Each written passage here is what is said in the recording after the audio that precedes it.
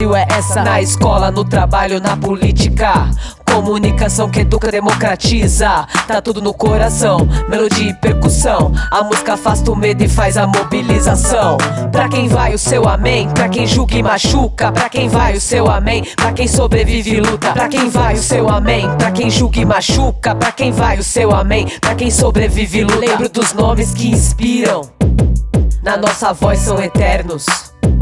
Sempre de cabeça erguida, a nossa luta revive. Lembro do som da quebrada, do brilho dos nossos sonhos. O som derruba muralhas, e o nosso grito não para.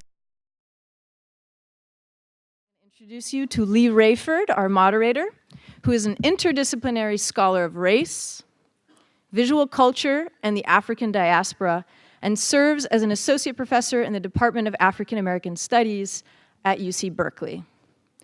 Her work, including her 2011 book, Imprisoned in a Luminous Glare, Photography and the African American Freedom Struggle, illustrates how the visualization of race has not only been commodified by white supremacy, but how it has been taken back, reformatted, and deployed as a Black aesthetic towards the struggle for liberation.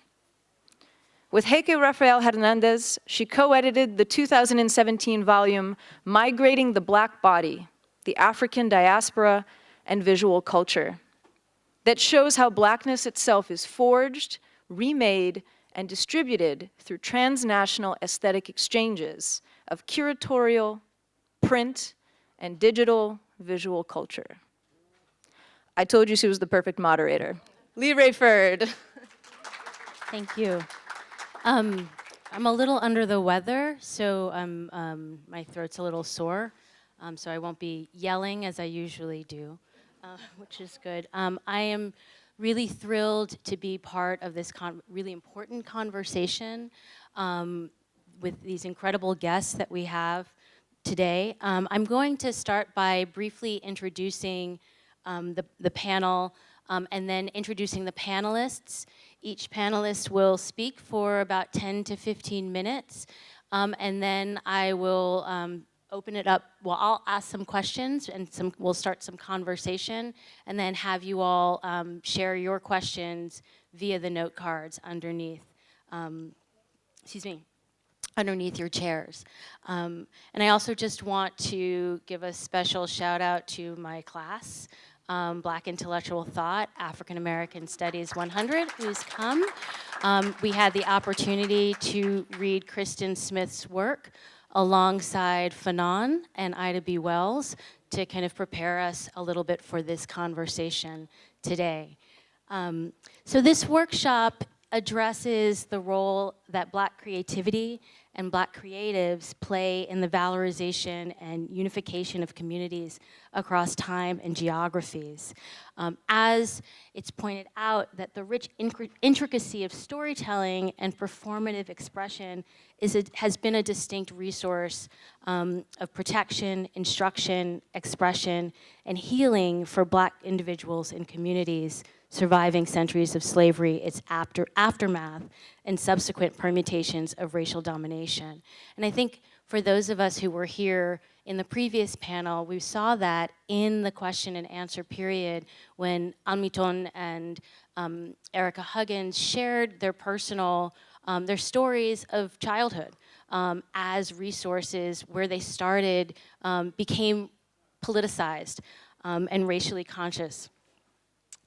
So these dynamic and creative cultural expressions have gone hand in hand with new technologies and social movements over time.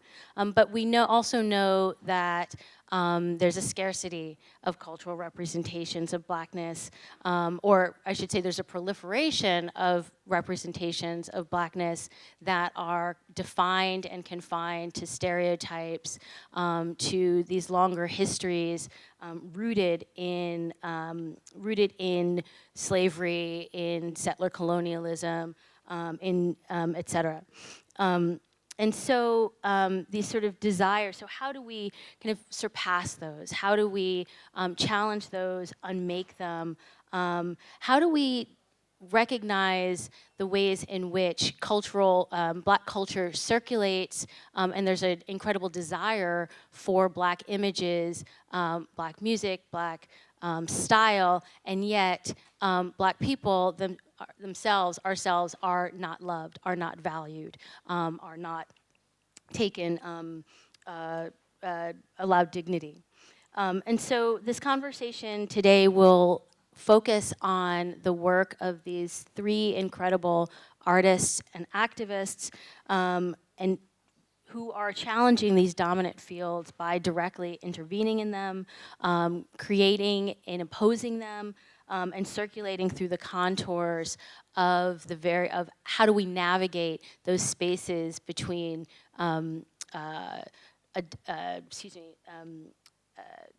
the spaces between co-option, cooperation, refusal, and revolution.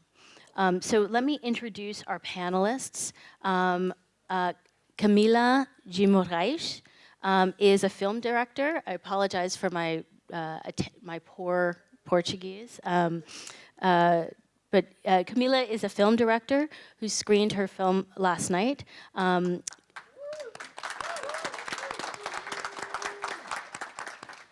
Camila also works in communication for theater and music and comes from a family that has long engaged in cultural production and Brazil's Black movement.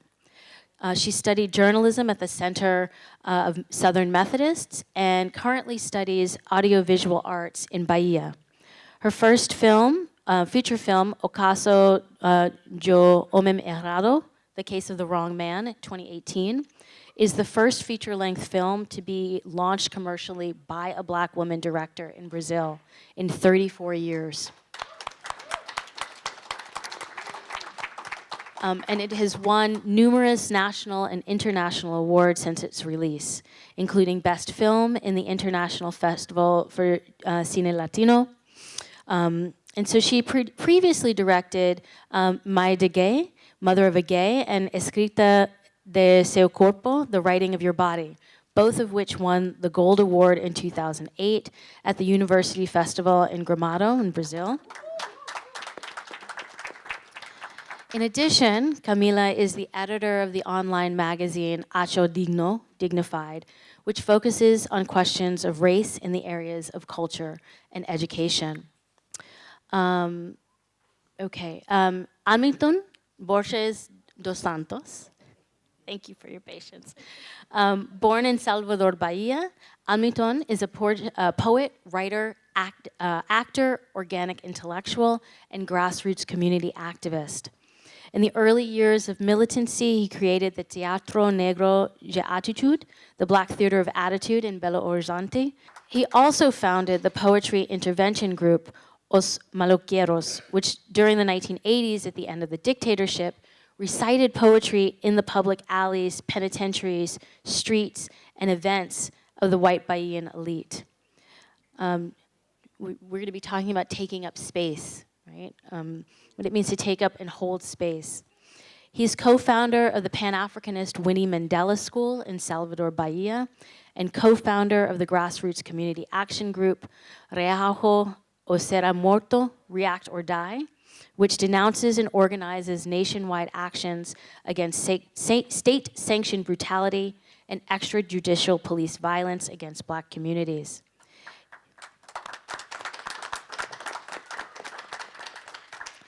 He's the author of two books, a book of poetry, Teoria Geral do Fracasso, General Theory of Failure, from 2017, and short stories, Salvador, Cidade Túmulo, Salvador the Tomb City, which is for sale at the front desk.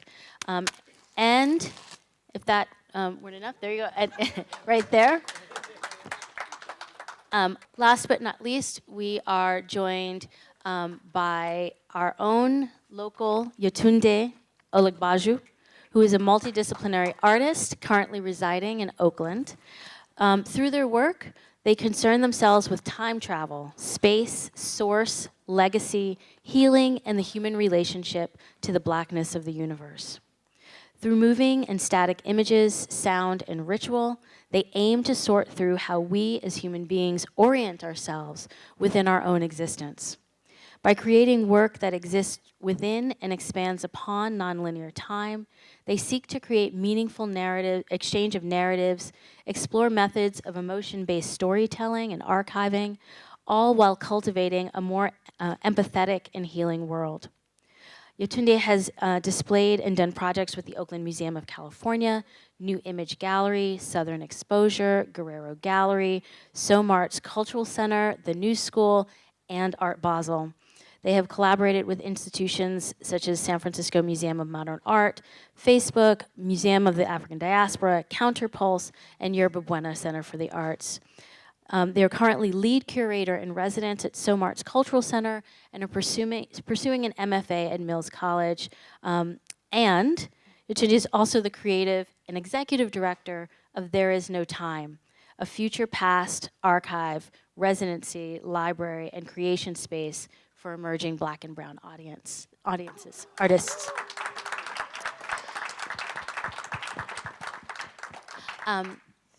So welcome. And we'll go ahead and start with Camila. Bom dia.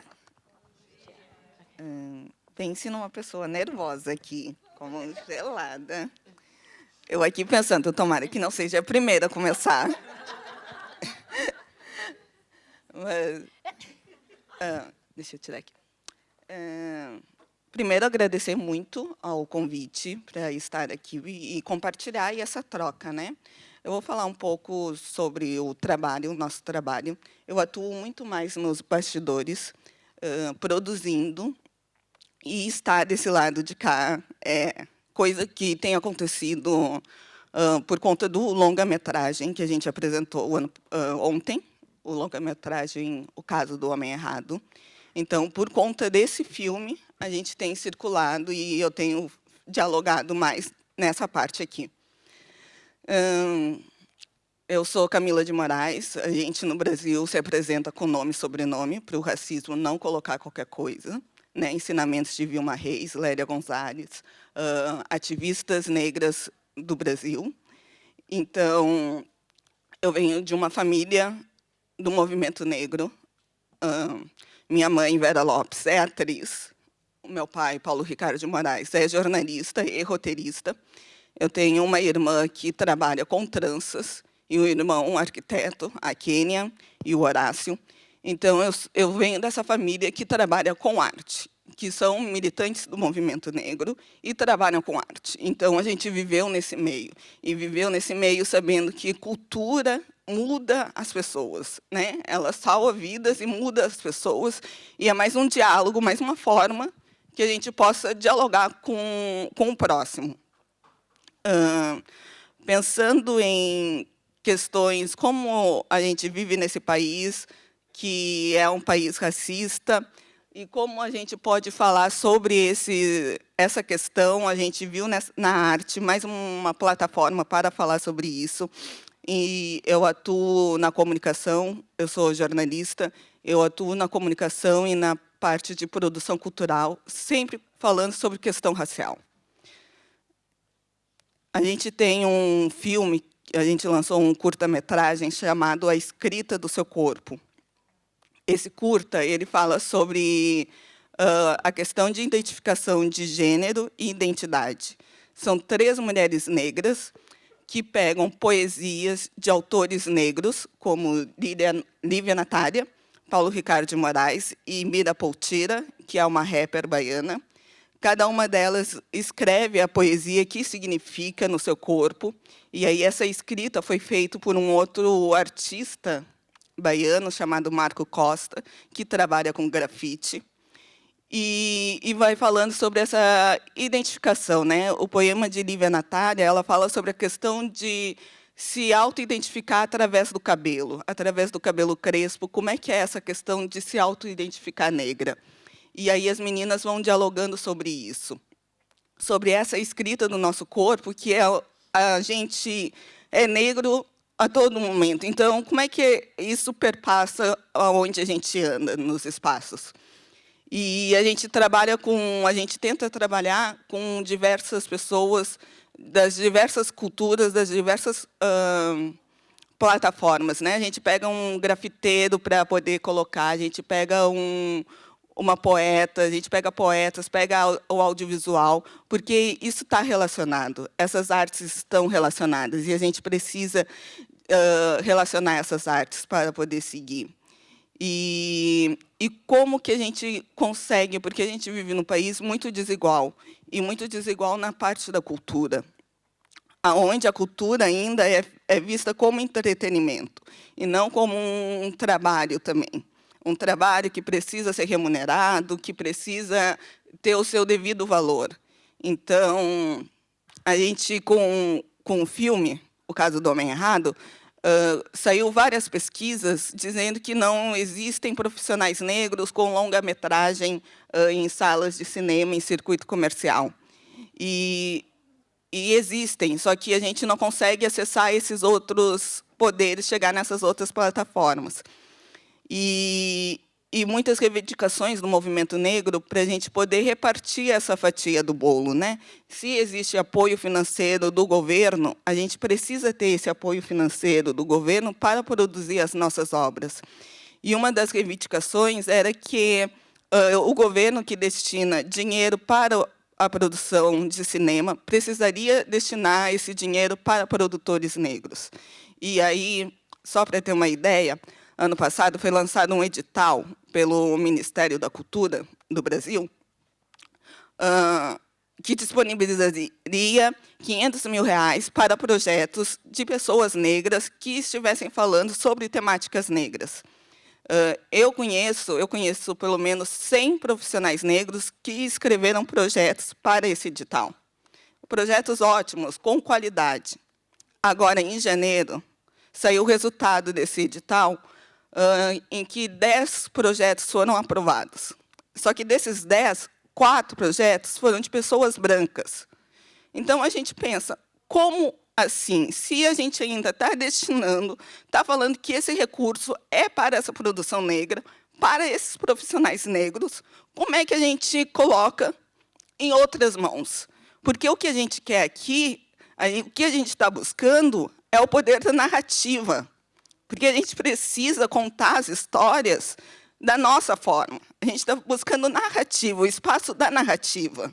Então, a gente precisa de aliados, mas, quando a gente vai contar, a gente precisa ser o protagonista dessa história e contar essa história. E aí a gente tem muitas disputas, porque a gente tem muitos obstáculos ainda a serem vencidos, né? As nossas produções, infelizmente, são feitas com muita garra, com muito suor, e a gente tem que continuar fazendo, mas precisa fazer com esses recursos também, né? Agora, quando eu chego nos espaços para falar, a gente fica batendo muito nessa tecla, porque... Ok. Então, eu acho que é mais ou menos isso. Assim, a gente... quando chamaram para falar sobre esse simpósio, Raízes, é isso, né? A gente tem uma base familiar, a gente tem essas raízes e tenta continuar essa árvore se espalhando pelo mundo. E eu acho que essa união aqui, e essa troca, esse intercâmbio, é que vai fazer a gente continuar evoluindo e poder prosseguir. Acho que, por enquanto, é isso.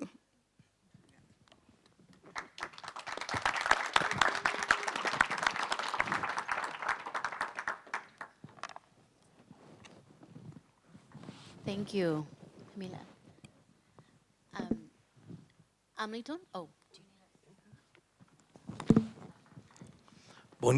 Bom dia. Eu acho que chegaram outras pessoas aqui, né? Deixa eu fazer uma correção. Algumas coisas aí do meu currículo eu preciso fazer. E eu queria dizer à coordenação que eu vou cumprir aqui 10 minutos. Quando der 9, por favor, me falem. Viu? Mas, assim, ó, eu não estou estudando direito. Eu já concluí e eu não sou mais do movimento negro unificado. Eu fui dessa organização por muitos anos, e o Movimento Negro Unificado não é a primeira experiência de movimento negro nacional no Brasil. Houveram experiências anteriores. Em São Paulo, a Frente Negra, a própria imprensa negra, com várias articulações. Então, assim, só uma pequena correção. Eu queria tentar tratar aqui dessa temática que a mesa me traz. Queria agradecer a possibilidade de estar aqui compartilhando com vocês.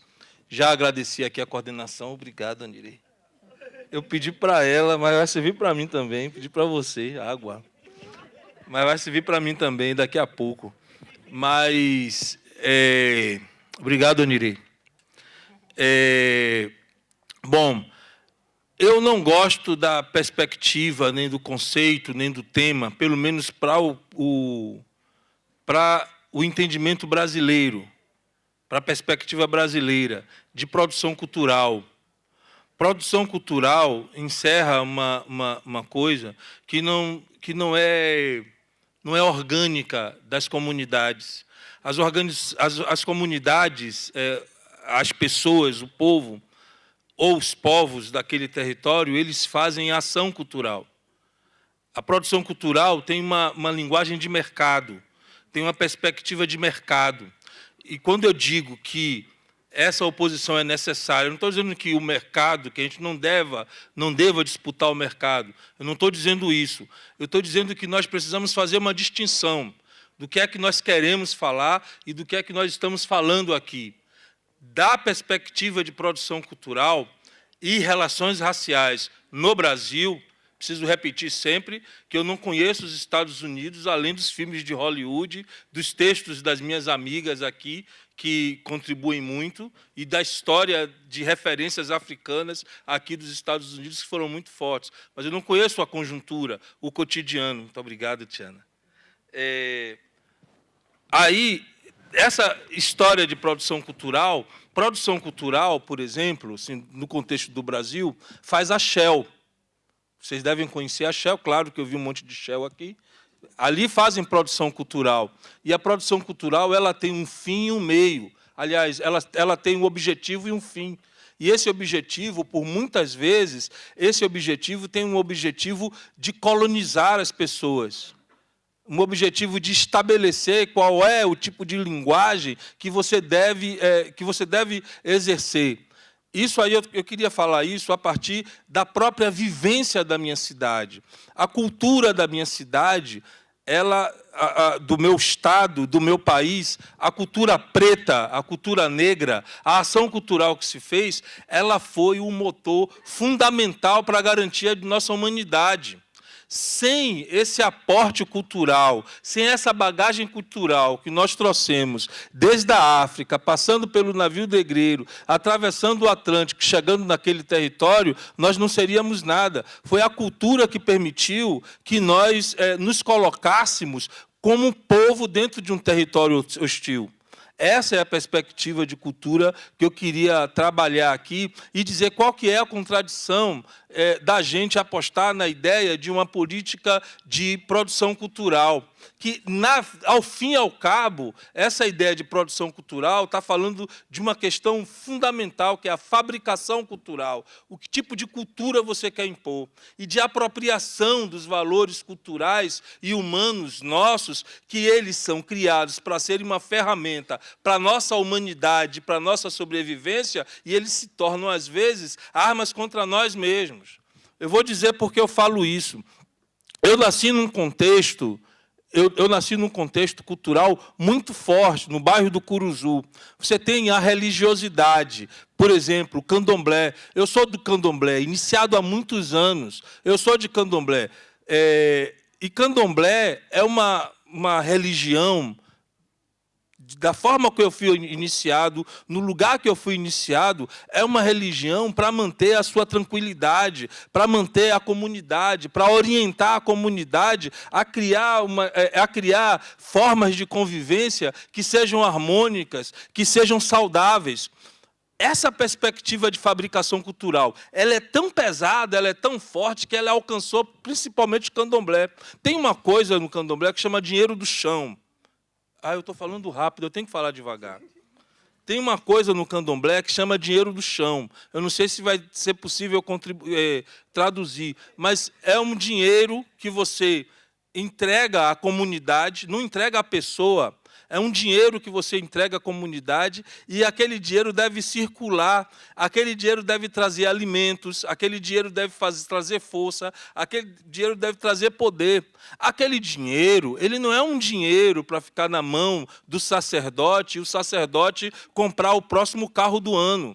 A fabricação cultural, ela é tão pesada nesse sentido, na Bahia, que é importada de outros lugares, até de regiões do Estado, que são dominados pelos brancos, a perspectiva branca, e aí, quando os próprios brancos entram no candomblé, e aqueles brancos baianos entram no candomblé, eles impõem um tipo de perspectiva que é uma perspectiva mercadológica de uma coisa que é nossa, familiar, e que busca a cura, né, a manutenção de uma vida saudável na comunidade.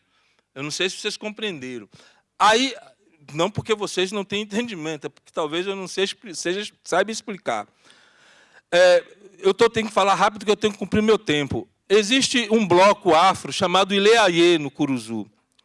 Eu tive uma grande presença aqui de uma pessoa que eu conheci garoto. Eu morei em Belo Horizonte. Conheci garoto, levei para fazer capoeira Angola, eu parei de treinar capoeira, ele continua e está aqui em Washington. Vá vendo. Olha o poder da cultura. E a capoeira Angola, que se espalhou pelo mundo todo, é uma ferramenta cultural fundamental. É disso que eu estou falando. Ação cultural permanente, comunitária. Ação cultural que vai nos levar a ter um entendimento da nossa própria ancestralidade. A fabricação cultural, no entanto, faz com que nós tenhamos um carnaval na Bahia, em que o capital político, o capital cultural daquela cidade é todo preto, é todo africano, em que os pretos e os africanos estão fora, completamente fora. Vocês conhecem o Carnaval da Bahia? Já ouviram falar? Quem ouviu falar?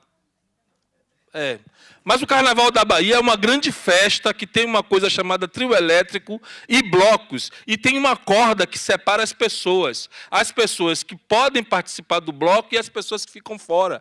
Quem está dentro do bloco, protegido pela polícia, inclusive, que é muito violenta, são as pessoas brancas. Quem está fora do bloco são os pretos, tomando porrada da polícia. Uma coisa que nós criamos. Tem uma coisa que é o seguinte, a cultura da Bahia é assim, e é do Brasil de modo geral. Tire o preto da cultura baiana. Não sobra nada. Absolutamente nada. Na culinária, na música, em todas as expressões, não sobra absolutamente nada. No entanto, nós não nos beneficiamos dessa mesma cultura e dos produtos, e dos produtos financeiros. Olha o que Camila está falando aqui.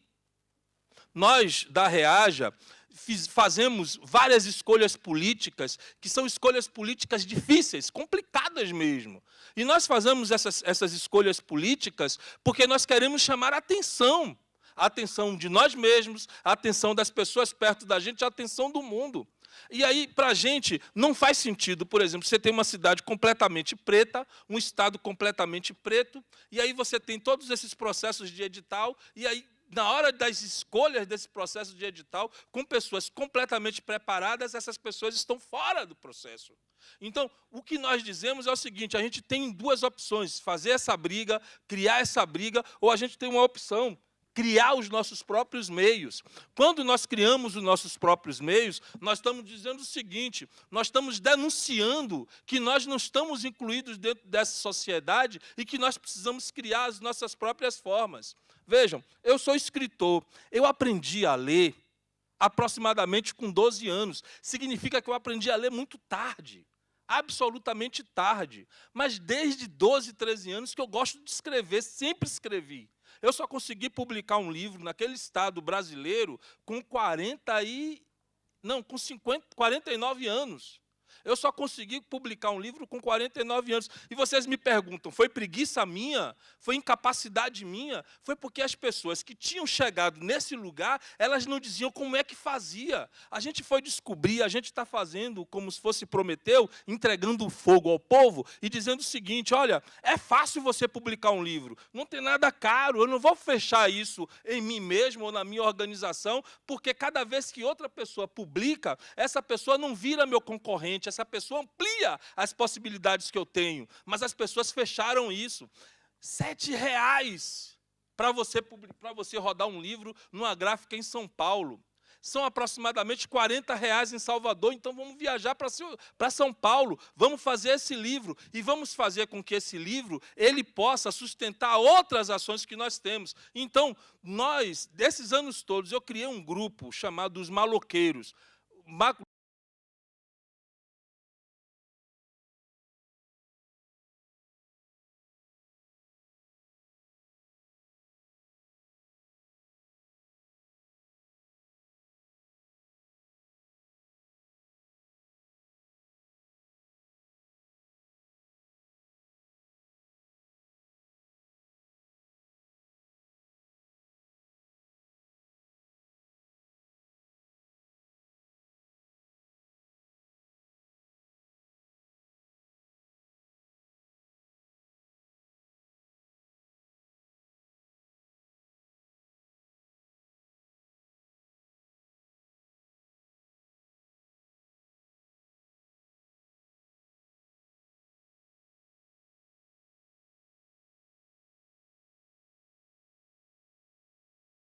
Tenha um encontro marcado com o capeta.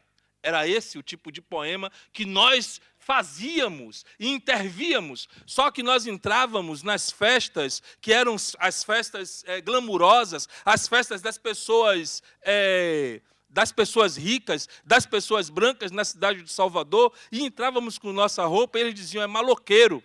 A gente falava, Santa Negra, anegrai nossas cabeças, Santa Negra, nos falai de nossos deuses e heróis. E quando baixar a revolução, nos dai força desses braços, nossas armas levantai, Santa Negra, anegrai. Era um tipo de poema que pretendia uma ruptura. Era um tipo de literatura que pretendia um soco dentro no estômago da sociedade baiana. E esses anos todos passaram, todos esses anos, mais de 30 anos, mais de 30 anos passaram, e eu não consegui, junto com os meus companheiros, Giovanni Sobrevivente, né, que foi citado por Cristo, outros, não conseguimos publicar um livro, então nós resolvemos, vamos abrir nossa editora. E essa editora que nós abrimos, nós já conseguimos vender. Nós somos, assim, nós não estamos dentro de uma grande editora, né? Nós não temos esse poder de circulação que uma grande editora daria, mas nós andamos como camelôs. O que seria camelô aqui? Tree vendors.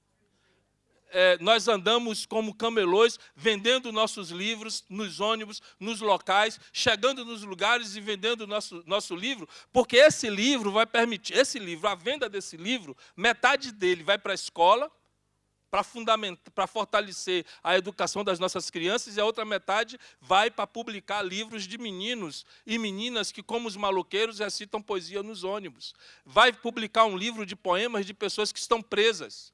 Vai publicar um livro da história da escola. Portanto, a perspectiva que nós temos é de ação cultural comunitária, ação cultural autônoma. Muito obrigado, desculpe passar 1 minuto.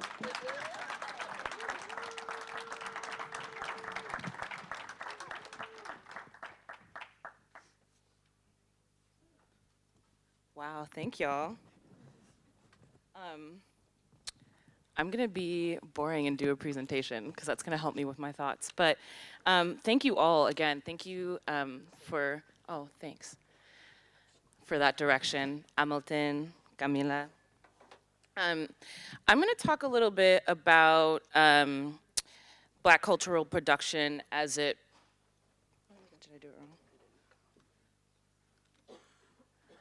As it pertains to the gallery world, and sort of my experience existing as a Black artist here in the Bay Area. And I'm also going to talk about, is everybody familiar with maybe The Black Woman is God?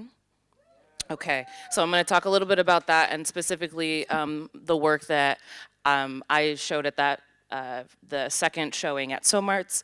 So I want to talk a little bit about obligation, and specifically the obligation that we have as Black cultural production folks who are making culture, the obligation we have to liberate other people, right? And I say that as Black cultural producers, we have an obligation to heal through Black traumas. So the trauma that we have as Black people, how can we make sure that we are helping each other heal and move through that in a way that feels safe, right? An example of work that I feel like I attempted to create in order with the purpose of healing was Mammy Mammy, which was shown at the Black Woman is God at SOMARTS. I'm going to show, this is the curators, Merlora Green and Karen Senefru, who I feel like a lot of people in this room should or might already know. And this is the piece that I showed.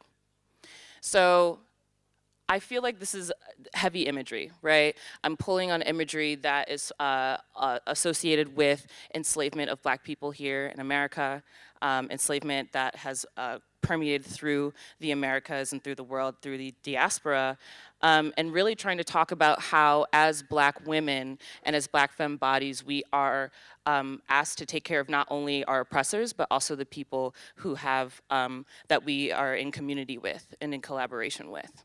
And so I want to talk about sort of my experience with feeling almost in danger for showing some of this work, right?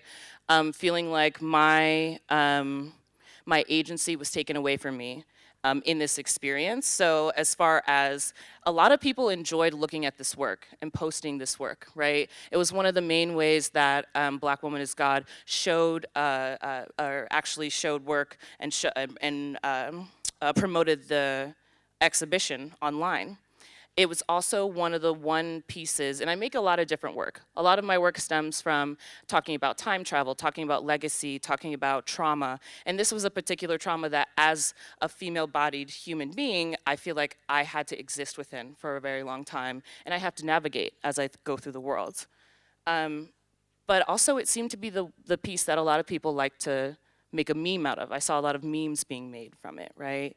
And so in this experience, I think about how do we as Black cultural producers keep ourselves and our communities physically and spiritually safe when we're doing this vulnerable work, when we're putting ourselves out there, when we are deciding to champion these really intense topics that can be really triggering for other people. How do we keep ourselves safe, and how do we keep others safe?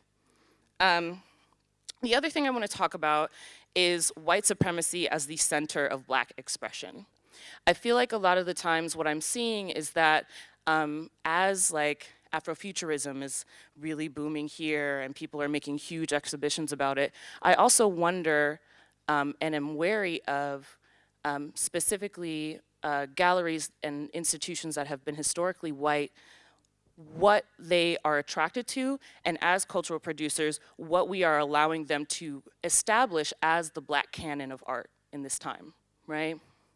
So as Black curators and artists, we need to challenge historically white institutions and not curate Blackness as a monolith. It is an expansive experience.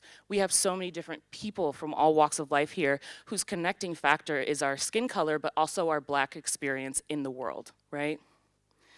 So the other thing I want to talk about in just sort of expanding on this idea of not allowing white institutions like, historically white institutions like galleries and museums control how we see ourselves and how we archive our experience as Black people. I want to talk about this project I did called Forever Moment, Black Meditations on Time and Space, and I curated the show.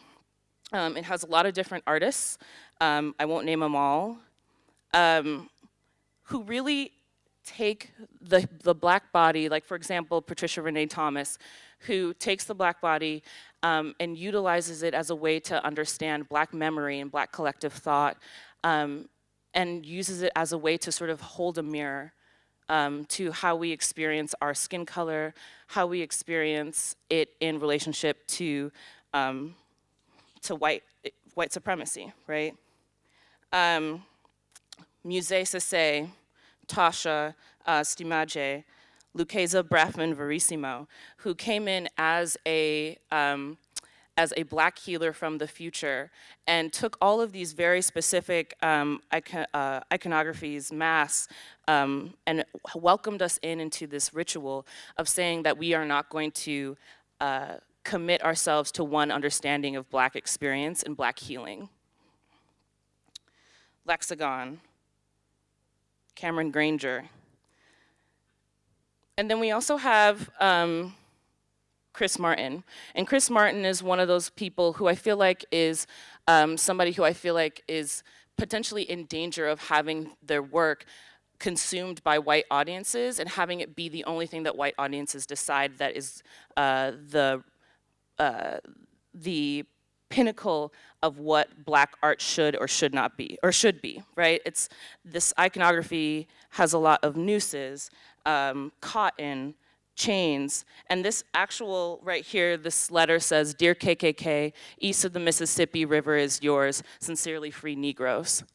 So I think one thing that I'm really trying to do with Forever a Moment, Black Meditations on Time and Space, my intention was to explore if it is possible that black people have collective memory, right? And if it is real, how expansive it is. And really hoping to give black creators and black cultural producers in the Bay Area a chance to explore what kind of black future they want, right? So the things that I just wanted to say is that this show explored black trauma, and it specifically didn't want for white violence or white supremacy to be the connecting factor or the pinnacle center of attention in the show. We wanted to show how expansive blackness is. The other thing that I want everybody to leave with is, as curators, artists, and gallerists, I want to remind everybody that we have the power to determine the priorities within the field. We do not need to adhere to a kind of monolithic version of blackness, and I think that it is our duty and our obligation to change that and to do that in ways that are really intelligent and also really healing for everybody who's going to be involved. And so these are the questions that I continually ask myself in my practice as an artist as well as a curator, is how can we be co-conspirators in black artistic liberation? For those who decide to make work that sifts through black trauma in relationship to white supremacy, how can we ensure that they are not taken advantage of? And then how can we as cultural producers effectively and in long-lasting ways shift the priorities within the arts? So, thank you. Thanks.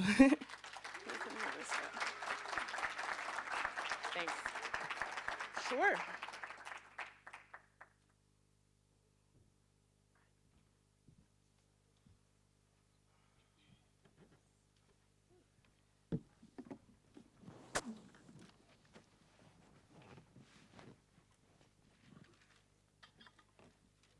Thank you so much for 3 incredibly rich presentations. There's so much for us to think about.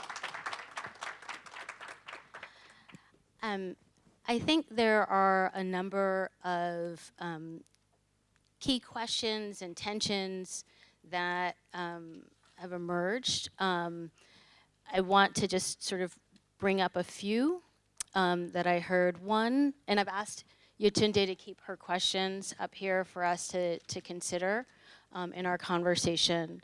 But I think first I want to go back to Camila's really poignant phrase that culture saves lives. Also the question of, as Hamilton brought up, culture manufacturing versus cultural action. And how do we understand what the distinction between culture to make a living, right, as labor, as a means to autonomy or a means to kind of financial gain, and culture for life, culture that is sort of our own, that heals us, that gives us strength, that helps us live, right, in the day-to-day. Also, the question of what it means to seek the narrative, right? The power to seek narrative, to the power of controlling our own narrative. And so I think one of the questions that Yetunde brings up is how difficult it becomes to control, to have the power of the narrative, or to control that, especially in a digital era, when we lose control of, when we don't have control of circulation beyond a particular, but beyond Black audiences. So really thinking about, you know, who our audiences are and what kind, who we're trying to reach with our cultural work, but also then how to kind of keep ourselves and our cultural makers spiritually, emotionally, physically safe. Also, how do we make space for multiple narratives of Blackness? There's not just a singular version, right? I think as Yetunde was pointing out. I think one of the things that's key also across, I think Amitun brought out, and I think we can also think of culture as a space, right? And I'm thinking here of, you know, Fanon and Morrison thinking about culture in the circle, right? The clearing, the spaces that protect, that give us an opportunity to be safe, to express ourselves. But those spaces are increasingly, our homes are increasingly being gentrified and being lost. And so what happens when places like Oakland and Salvador are increasingly becoming hostile to Black culture and Black people and Black culture makers, and yet want to commodify and hold on to those cultures as a way to as a you know a way to you know commodify those spaces, right, and from which Black people are then excised from. So I think the questions I want to ask you, ask the panelists to think about are one, the importance of Black space locally, nationally, globally. And how we understand culture as part of that. And secondly, how do we want to, how do we control the power of the narrative as it circulates more broadly, as our stories circulate more broadly? Or do we want to keep our stories local? Do we want our stories to proliferate, you know, on a Hollywood, on a kind of global Hollywood scale? And what's at stake in each of those kinds of, those scales of representation, if that makes sense? I think, to answer your question, I think it is both and, right? I think a lot of the times, the thing that I see when it is a huge, expansive sort of reach is that the people the people who make it lose control over whether or not it is seen the way that it needs to be seen. And I think what ends up happening is a sort of, not a depreciation, but like this, this lack of real, true understanding, because then you don't have a control over who's actually digesting the work. And I think what I would love to see happen in those situations is the people who did make it are able to go out to these places and be able to speak more and talk more about their intentions, but also that we have more people who are willing to speak up in the room, right?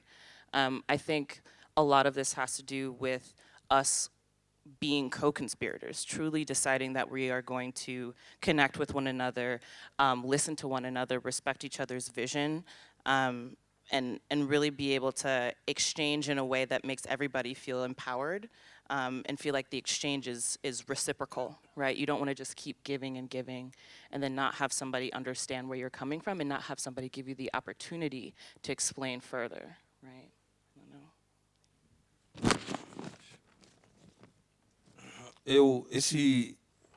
Essa ideia de fazer essa diferenciação, que ela existe, e é natural. Entre fabricação cultural e ação cultural, para nós, assim, na Bahia, acho que no Brasil, em qualquer lugar, aqui também, ela é muito simples. Eu vou dar um exemplo. Nós somos um país católico. A maioria das pessoas, mesmo professando outra religião, se dizem católicas. E tem uma coisa que eu não sei se vocês sabem, conhecem aqui, tem a Páscoa, e antes da Páscoa tem a Sexta-feira Santa. É uma semana em que se dedica-se todo o corpo para Jesus Cristo morto. Então as pessoas não comem carne, não comem muito, fazem jejum. As pessoas elas só comem peixe na sexta-feira. Na Bahia, por exemplo, nós comemos mais de 40 pratos no dia que o Estado colonial disse que para não comer nada. Então, a cultura, essa cultura, ação cultural, ela é extremamente uma cultura de luta, uma cultura de se jogar pelo contra, é uma cultura de enfrentamento o tempo todo. Porque numa época em que o governo era teológico, católico, e dizia que não podia comer, pessoas escravizadas colocavam 42 pratos na mesa. E isso se tornou uma tradição que até hoje se faz. A fabricação cultural, ela busca engendrar em você uma coisa que não lhe pertence. Quem faz fabricação cultural no Brasil são as grandes empresas. O Banco Itaú, você poderia ter uma política cultural do Itaú, mas você tem... O Itaú é um banco completamente criminoso no Brasil, que enriquece, que drena os recursos da comunidade e que não deixa nada em conta. Então, eles pinçam o que eles consideram que é a boa cultura. E mesmo culturas insurgentes, ações insurgentes, como o rap, como o funk, que existe, que surgiu no Brasil nos últimos 30, 20 anos, eles são apropriados, os artistas que produzem isso são clareados, se tornam brancos de repente, e os pretos eles ficam sempre eles ficam na periferia dessa luta. Essa é uma prática explícita da fabricação cultural, porque ela te seduz como uma coisa que ela é importante, você entrega a sua cultura. Tem um poeta, Kins Quintê, que deveria vir aqui para falar sobre literatura. Ele diz o seguinte num poema dele: cultura que nos resta, nós cochila, ele sequestra. Aí você vai ver todas as culturas de insurgência, a escola de samba. Vá ver quem é que manda na escola de samba. A literatura, vou dizer ali, ó, final do século XIX, começo do século XX. Quem dava excelência à literatura brasileira eram 4 pessoas. Só um era branco, todos negros. Machado de Assis, que acho que todo mundo aqui conhece, porque é muito traduzido. Cruz e Souza, a excelência do simbolismo preto, e esse homem aqui, que eu tenho andado com ele o tempo todo, que é Lima Barreto. Esse cara, ele inventou o modernismo na literatura brasileira, mas ele não fez parte do modernismo. Os brancos modernistas, eles capturaram tudo o que ele falava nas conferências e lançaram um movimento dizendo: olha, agora nós somos populares. É disso que eu estou falando. Os pretos precisam ter uma desconfiança desse mundo e dessa fabricação e construir suas próprias coisas. Entendeu? Okay.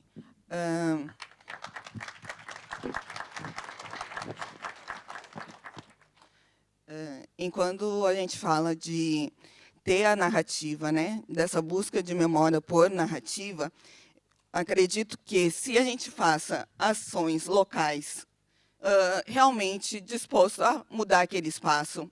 Eu vou dar o exemplo do filme, O Caso do Homem Errado. A gente está falando especificamente de um episódio que aconteceu com um cara negro numa região do país, no Rio Grande do Sul. E se propôs a falar sobre isso, sobre essa ação local. Então, essa ação local faz com que a gente possa circular por outros espaços que também acontecem em outros locais, né? A gente sai do Rio Grande do Sul para passar em diversos estados brasileiros, falando sobre a questão do genocídio da juventude negra, e chega hoje na Califórnia falando sobre isso, mas são ações locais que a gente está fazendo, e essas ações de narrativa, porque a gente precisa dessas narrativas. E aprendendo sempre com os mais velhos, né, que a gente tem esses ensinamentos dentro de casa, vamos aprender ação cultural, vamos aprender como lidar com as questões. E quando a gente fala assim, a cultura salva, meu pai, ele é poeta, e ele tem um poema que ele escreveu em 70, chamado Punhos. E em tudo que é lugar que eu vou, quando eu posso, trabalhos, eu coloco esse poema. Eu, como falei, fico nos bastidores, não declamo, mas quando a Milton falou aqui, então, eu achei esse poema aqui, o Punhos, e realmente a cultura é salvação. Se a minha família resistiu, e se a gente está aqui, muitas famílias também resistem pela cultura. Então, a gente acredita nisso. E esse poema é de 70, e para mim é algo assim, vamos lá, muito atual ainda, né? O poema é Punhos. Não adianta me darem a liberdade se me tratam como escravo. Não adianta me livrarem da chibata se me batem com palavras. Não adianta pregarem a igualdade se me prendem o cérebro. Não adianta dizerem que não existe racismo se me discriminam por ser negro. O que adianta é que eu e meus irmãos estamos tomando força, bebendo ideias e nos conscientizando, pois a liberdade é como um salto, o impulso são nossos punhos. Então, é isso que a gente fala, eu acredito que a gente tem uma sala aqui muito diversa, onde pessoas atuam em diversas áreas, e a gente precisa atuar nessas áreas. E por meio da arte, a gente pode realmente fazer muitas coisas. E buscar essas narrativas, essas outras narrativas. A gente precisa contar essas outras histórias. As nossas histórias precisam ser contadas pelo nosso olhar.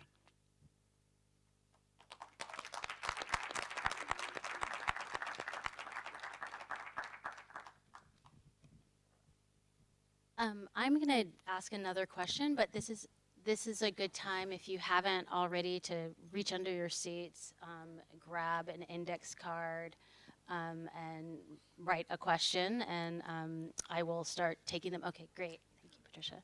I want to ask a question. Well, I guess I want to go back to this question about culture industries and cultural action, because for so long there's been a notion that either cultural recognition or more voices have been seen, at least in the U.S., as a path to citizenship. Access to the culture industry, right, has been a way for Black people to claim some kind of a certain modicum of power, right? I mean, we can, and the sort of celebration of the Black culture industries like Oprah and Beyonce, right? And Hollywood's desire for, what's the campaign, right? Like, strong Black lead, or more voices. And, I think there's, or in the art world, right, that Jean-Michel Basquiat painting, that work by Black artists can go for millions of dollars at auction. And I think I'm really ambivalent about exactly these kinds of how we celebrate, right, these. And so I'm wondering if you talk a little bit more, how do you respond to on one hand, that kind of celebration of we've made it because we're recognized within a capitalist cultural industry, while also at the same time recognizing that those systems of distribution, of expansion, et cetera, also can be tools for to gain power.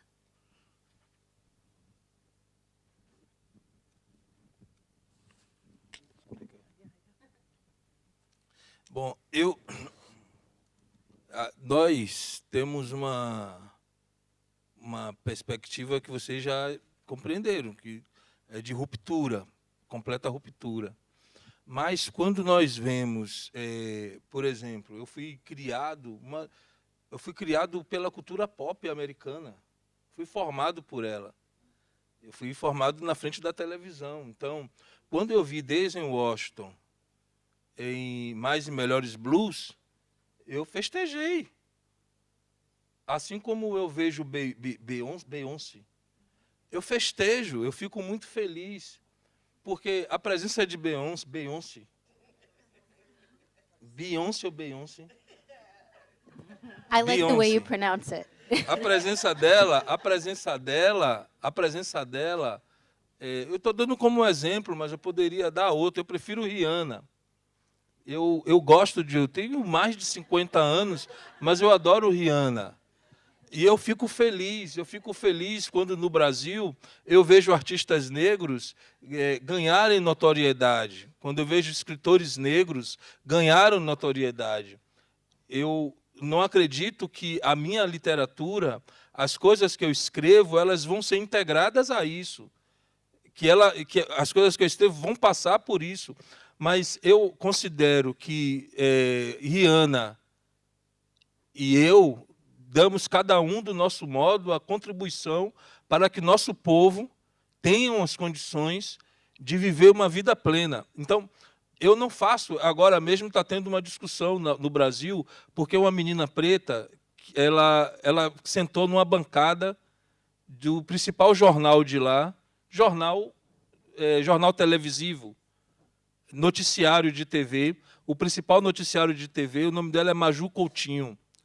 As pessoas, por exemplo, mandam e-mails para mim, mandam mensagens felizes, muito felizes e eufóricas. E eu não digo para elas não ficarem eufóricas, eu incentivo que elas fiquem felizes, mas eu vivi por muitos anos para saber que eu não preciso festejar aquilo. São 50 anos de televisão, 60 anos de televisão, só agora aparece um negro, eu não tenho pelo que comemorar.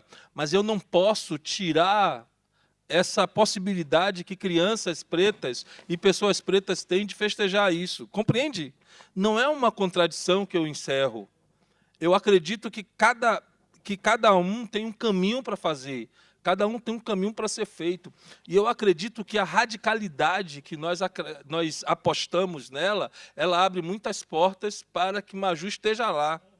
Ainda que pessoas moderadas olhem para a gente como se nós fôssemos inimigos. Porque nós falamos o que as pessoas estão pensando. Steve Biko dizia, os pretos têm duas caras, desenvolvem duas caras. Eles chegam numa plateia dessa e dizem que eles amam os brancos. Nós não amamos os brancos. Os brancos têm tudo. Os brancos têm tudo. Então, eu preciso dizer isso para as relações elas ficarem certas de como que elas devem existir. Entendeu? Essa é uma verdade. Agora, nesse sentido da produção cultural, por exemplo, eu quero... eu sou radical, não sou radical? Junto com a minha editora, nós traduzimos um livro para vender no estômago da América. Nós viemos para aqui, para o estômago do capitalismo, para vender. É porque nós também gostamos de dinheiro. Só que nós não queremos dinheiro. Nós não queremos dinheiro para tirar selfie nos Estados Unidos. Nós não viemos aqui fazer turismo. Como é o nome daquela ponte? Nós não viemos aqui para tirar foto na Golden Gate. A gente veio aqui para conversar com as pessoas, com os movimentos sociais, para ligar as lutas. Entendeu? Mas nós gostamos de dinheiro. $20. Você contribui com o movimento. Valeu, irmã.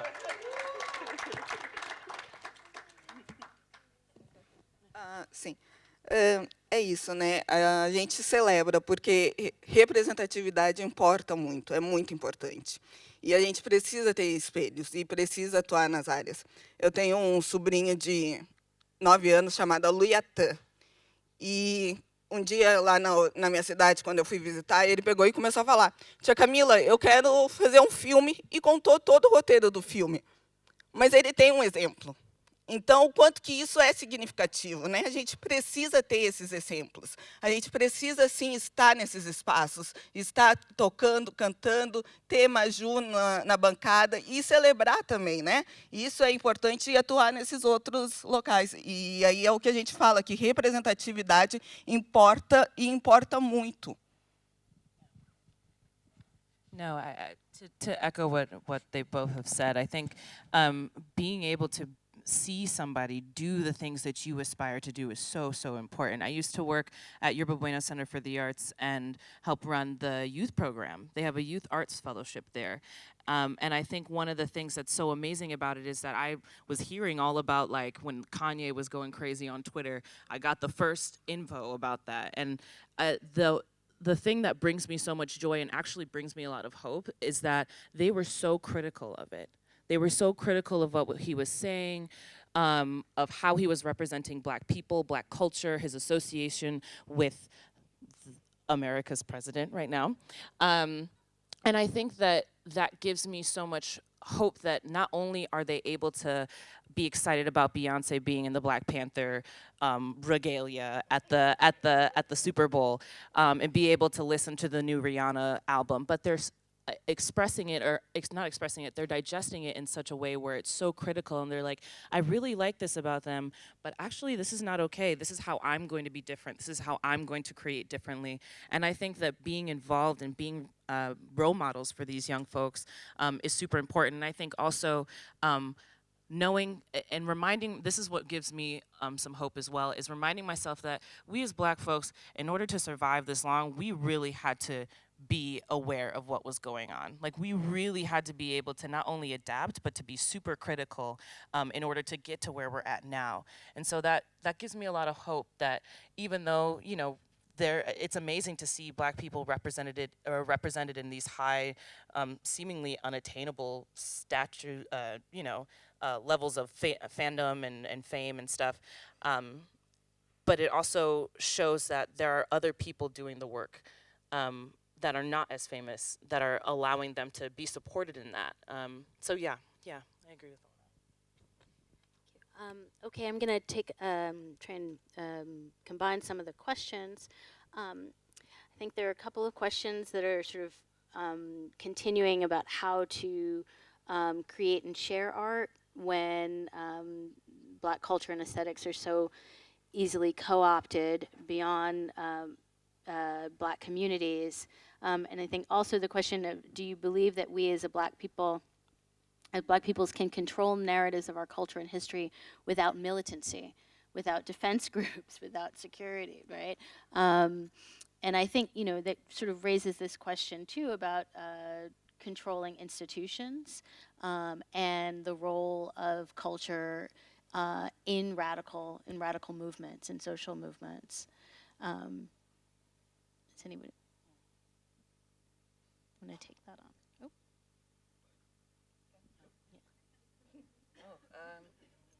Sorry. So I personally do not think it is possible for us to hold creative power over our narratives without some form of militancy, some form of intentional, rigid safeguarding of our ideas, of our intentions. I think it's one of the main ways to keep ourselves safe, and to also ensure that our stories aren't being consumed in ways that it can be pushed out to turn against us, right? I don't think it's possible. I think it's necessary and needed, and I think it continues with conversations like these, with panels like these, with folks who are doing the work in the world and who are continually saying that we need to have safeguards and safe holds in places for people to archive all of that and to make sure that these stories don't get washed away with the internet blowing up in 10, 15 years, you know? They need to be held onto and archived, and everybody's voice needs to be included in that archive as well. And I think that that needs to be protected with almost everything that we have.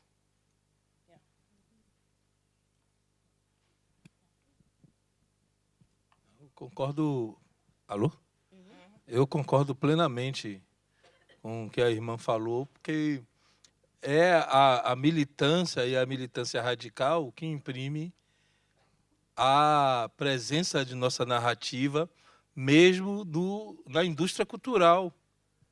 Não é de outra forma, quer dizer, são longos e longos anos de luta política que faz que essa narrativa ela fure, inclusive, o bloqueio dos inimigos. Você tem um exemplo, esses exemplos eles são históricos, assim. Eu já falei aqui de Lima Barreto. Lima Barreto foi um homem preto que escrevia, que é considerado um gênio da literatura, que morreu muito novo, com 40 anos, e o diagnóstico da morte dele, né, do resultado da morte, é alcoolismo. E a gente sabe que não foi alcoolismo. Foi um homem preto, filho de pessoas escravizadas, que ousou mudar a literatura brasileira. E ele ficava isolado, completamente isolado. O que foi que ele fez na literatura dele? Falou do povo. Ele deu cor aos personagens. Os personagens começaram a ser pretos. Os personagens começaram a ser do subúrbio. Ele trouxe essa narrativa para aquela indústria. E ele foi negado durante 40 anos na Academia Brasileira de Letras. E essa que é a narrativa. Todas as formas que eu me lembro aqui de produção de ação cultural, elas foram do contra. Você vê o samba, que todo mundo conhece. Ontem eu vi samba tocando aqui. O samba era um agrupamento de pessoas escravizadas ou ex-escravizados, os chamados malandros, pessoas desempregadas, que se reuniam e que ousaram fazer como a gente está fazendo aqui, publicar um LP. LP é americano, né? LP, Long Play, sobre samba. 1902, não sei quanto, que é uma música chamada Pelo Telefone. Sabe o que é que esse samba fala? O chefe da polícia, fala do chefe da polícia, fala do fato, o samba gravado, o primeiro samba gravado, fala do fato de que a polícia podia chegar naquele momento e acabar aquela reunião de pessoas pretas. Essa narrativa, ela é sempre do contra, é sempre uma narrativa radicalizada. O problema é, como eu já falei antes, né, você permitir que os brancos se apropriem disso, o mercado se aproprie disso e retirem quem criou isso. Porque hoje, por exemplo, quem é o grande ícone do samba hoje no Brasil? Zeca Pagodinho. Quem é que ganha mais dinheiro? Quem é que mais grava? E qual é a cor de Zeca Pagodinho? Vocês podem dizer que é mulato. Eu não conheço o mulato, eu desconheço o mulato. Eu desconheço o mulato. Para qualquer pessoa do bairro onde eu nasci perguntar, Zeca Pagodinho é branco. Entendeu? Aí você tem, por exemplo, Dona Ivone Lara, mas a grande rainha do samba do Brasil, que levou o samba para Marte, acho que botou o disco aqui na NASA, levou para Marte, o nome dela é Beth Carvalho, que eu respeito, admiro, considero tudo que ela fez, mas é isso, fomos nós que fizemos. O rap está sendo tomado pelos brancos lá. E tem uma coisa, sabe essas memes de internet? Tem um meme de internet que ele fala o seguinte: daqui a 500 anos vão apresentar Tupac, louro dos olhos azuis. Entendeu? É assim, então a gente tem que ter esse cuidado. A radicalização, ela é necessária.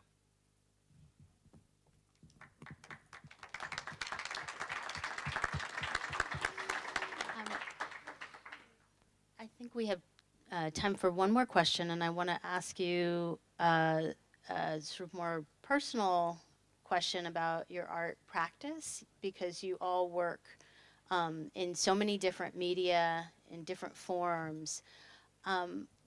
Do you have is there a particular kind of art making, cultural making, that brings you the most joy, most satisfaction, or you feel that translates your message the most effectively? I think for me is working with my mom and my grandma.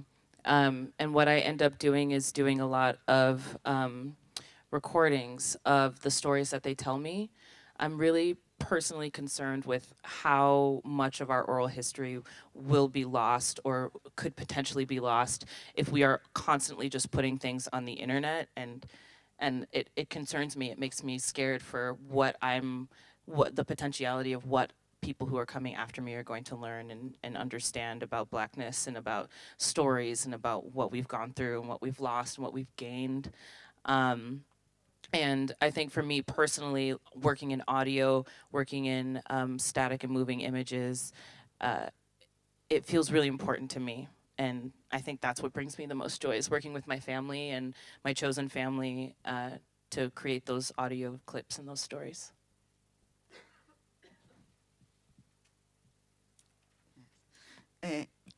No meu caso, eu consegui agora, através do audiovisual, do cinema, onde consigo atuar e aonde uma mensagem, a gente consegue passar uma mensagem, mas para um público amplo, de uma forma rápida. Então, o audiovisual tem sido a ferramenta que eu tenho apostado muito em trabalhar. Nos anos 80, eu fundei esse grupo de recitação de poesia, Os Maluqueiros. Nos anos 90, eu fui morar em Belo Horizonte e criei um grupo de teatro, o Teatro Negro e Atitude, que ainda existe, mesmo eu tendo saído de lá. Ficou segurado lá por Evandro, né? Evandro Nunes. Eu sempre gostei de poesia e de teatro, mas a literatura, ela ficou porque, na verdade, não é bem prazer, talvez, o que eu sinta. Às vezes é muito desassossego, às vezes é muita dor escrever. Escrever é muito pesado, porque eu não abro mão de falar do que está no entorno, das personagens que eu conheço, que eu vivo, da minha realidade, da minha comunidade. Então, é uma narrativa que eu não consigo fugir de violência, de dor e de morte. A morte atravessa toda essa coisa. E escrever é um modo de ficar lúcido, de me manter lúcido, porque realmente de viver do contexto que a gente vive é um contexto adoecedor, e toda vez que eu consigo sentar para escrever, eu me sinto bem. Eu vou revelar uma coisa, Andréa está ali, talvez ela me recrimine, todo o pessoal da editora reaja, mas eu estou escrevendo um romance, e pelo que eu soube, pelos estudos das pessoas de Salvador, eu sou o segundo escritor preto que escreve um romance.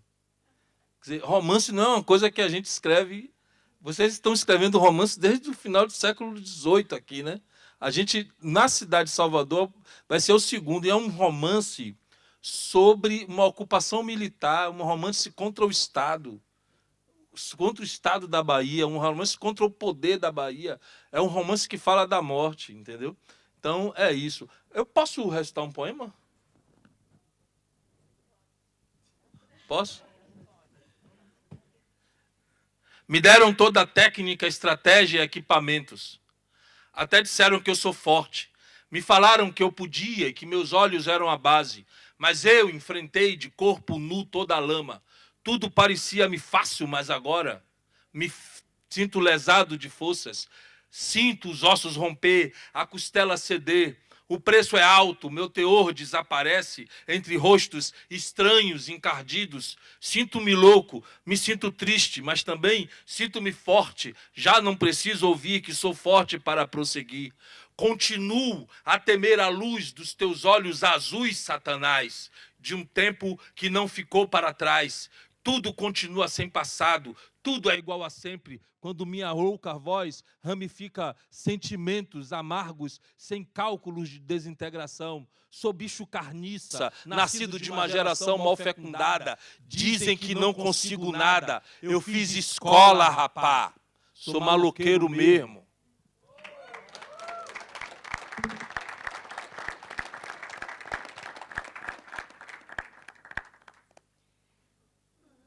Sorry, I was waiting for the end of the translation. Thank you all so much. I hope we can move forward. I think thinking about culture as action on all fronts, and that we are all co-conspirators in this fight. Thank you.